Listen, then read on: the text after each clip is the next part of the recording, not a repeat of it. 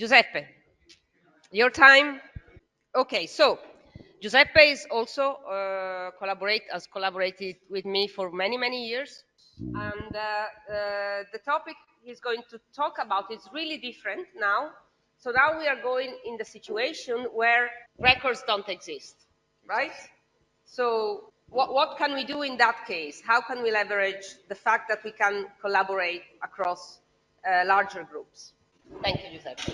Okay, so good afternoon, everyone. I'm Giuseppe Roberto. I'm a pharmacoepidemiology consultant of the ARS team. And today I will talk you about a methodology that we developed during the last, I would say, 10 years that aim to measure what is not captured in a data source, so to obtain approximate estimate of sensitivity of case finding algorithms. So first of all, let's start with the definition of a component algorithm. What we mean here as when we say component algorithm. So let's make an example. Let's assume that we want to estimate the prevalence of type 2 diabetes in a real-world data source. So we have on the left side our disease, the type 2 diabetes in our population.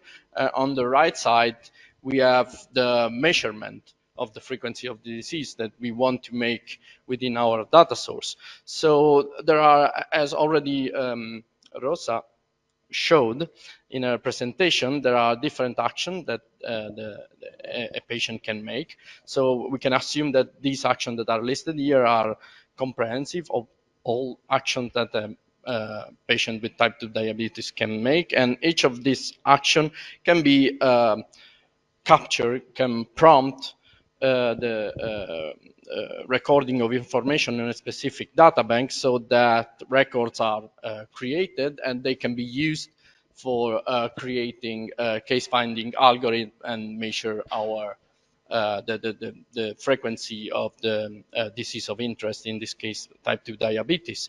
So ideally, a case finding algorithm, in this case for diabetes, will be based on different components. So in this case, a primary care diagnosis of diabetes, utilization record, drug utilization records of drugs for diabetes, lab test results, and also hospital diagnosis. So if we split our case finding algorithms in building blocks that are based on records generated by specific data prompts, we have our component algorithms. So how can component algorithms can inform on case finding algorithm sensitivity? So let's make another example.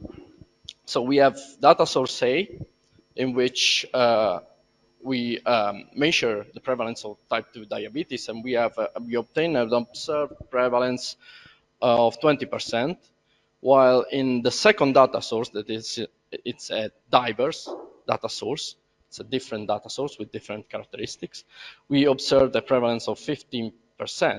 So how can we, if we don't have any information on sensitivity, how can we understand whether the true prevalence in the underlying population is actually different in the two underlying population?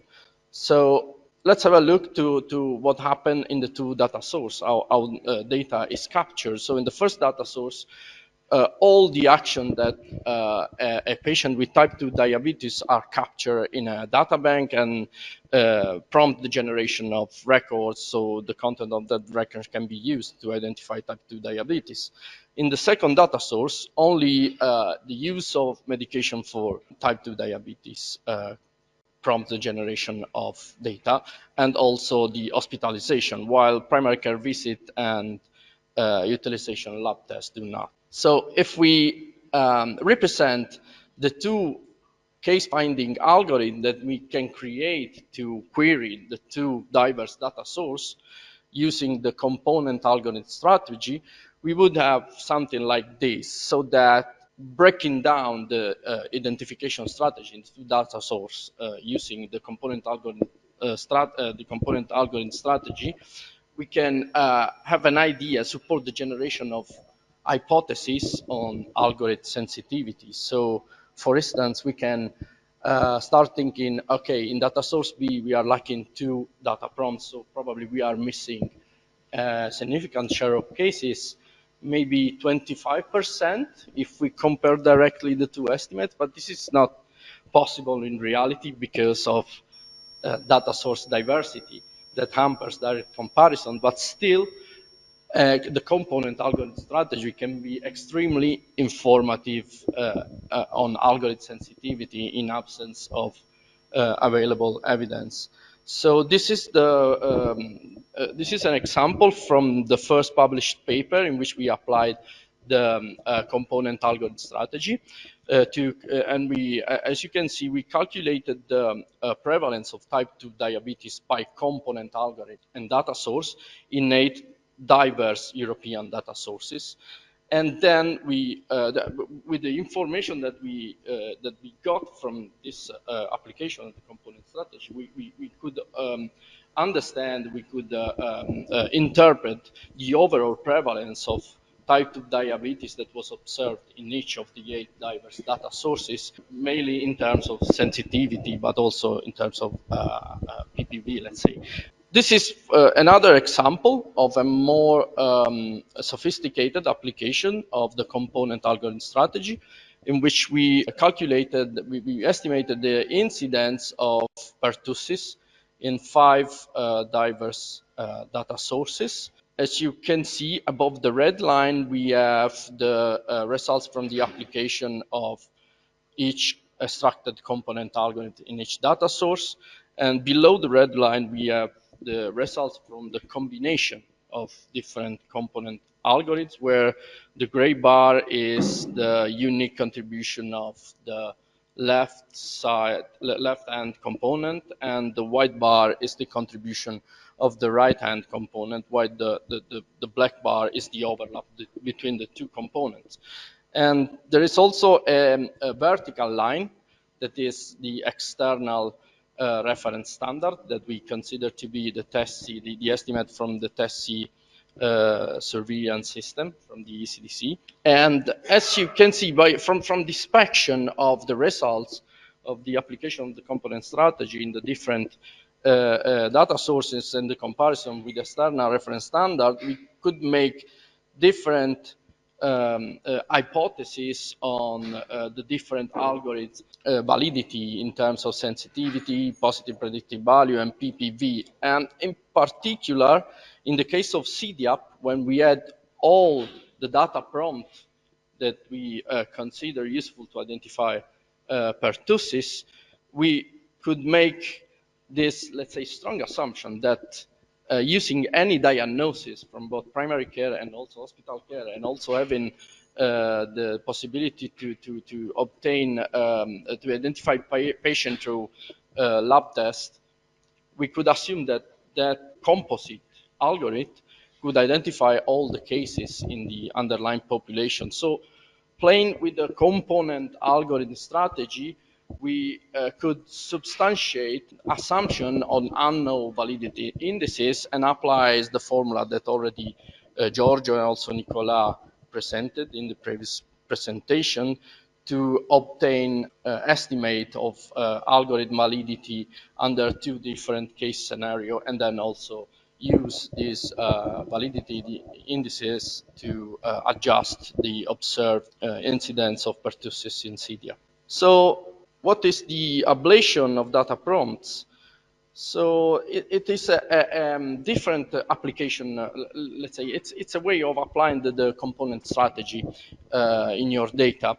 And let's make again the example of type 2 diabetes. So we have this representation to using the component strategy of the case finding algorithm for identifying type 2 diabetes in data source A. So we apply our case finding algorithm and we observe a prevalence of 20%.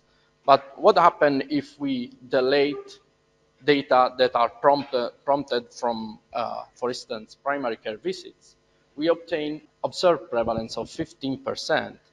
So this exercise can provide us information on what another data source that lack primary care data prompt can miss when when you try to estimate the prevalence of type 2 diabetes. So we applied this approach in a study, the COVID-19 vaccine monitoring project, and this is an example that was presented last year at ICB in Berlin, where the representation of the component of the application of the component strategy is the same as the previous example of pertussis, and from the application of this ablation analysis, we could see how the incidence, for instance, of the identification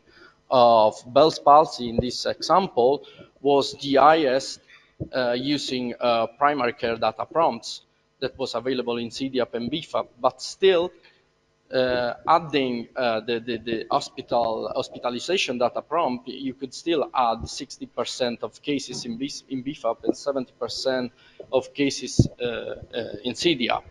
So, and also using adding emergency room diagnosis on top of hospital diagnosis could further add cases in CDAP and so on. So using this approach of the ablation analysis, we could understand, we could demonstrate how background incidence estimate of Bell's palsy in this case might be significantly underestimated if any data prompt among primary care visits, hospital admission, or emergency room admission is missing. So this can be an important information when you are, for instance, measuring background rates in multi-database studies. So we apply this approach, this ablation analysis, systematically to 39 different events in the CVM project, and we create triggers of alert of lack of sensitivity, where a trigger was defined as a missing prompt that could contribute to at least 25% of cases in all the other data sources in the study.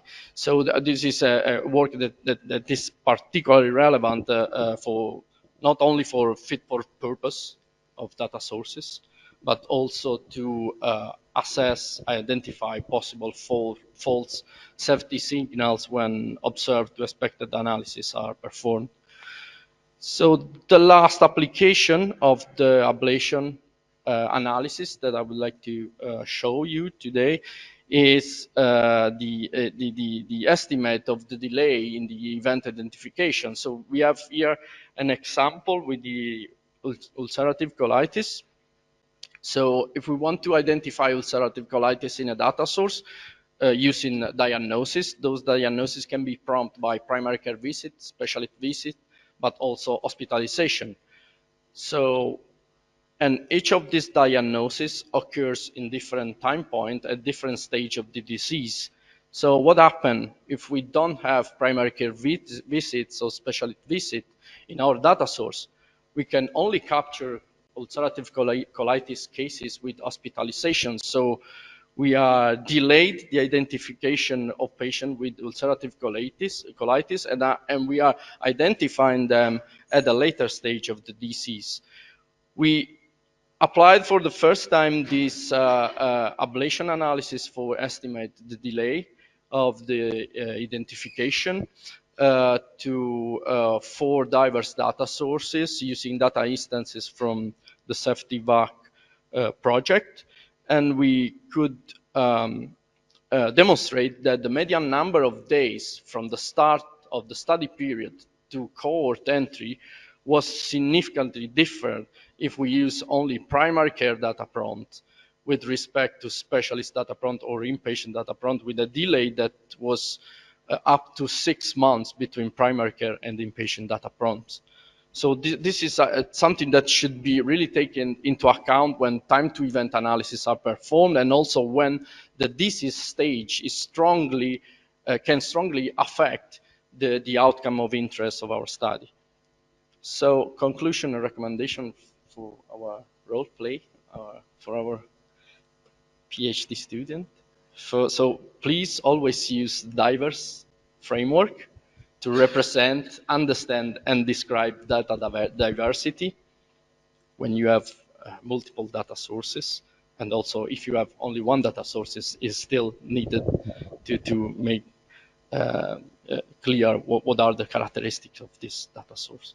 Always apply the component strategy, at least to key study variables like eligibility event or outcome, to support the generation of approximate estimate of sensitivity and validity as well in general, and apply the ablation of prompts analysis based on the component strategy whenever you need to identify triggers of lack of sensitivity in one of your data sources in your multi-database studies, when you need to assess data source fit for purpose for a specific study, and also when you think that it's important to estimate, to have an idea if your case identification, your cohort entry in some of your data sources is possibly delayed. So request for our professors, Ercilia and Robert. So develop methods for designing validation studies to measure delay of event identification, and also statistical methods to estimate the validity, to use the estimates of validity and delay of event identification to adjust study results. This was my last slide. Thank you. Thank you very much.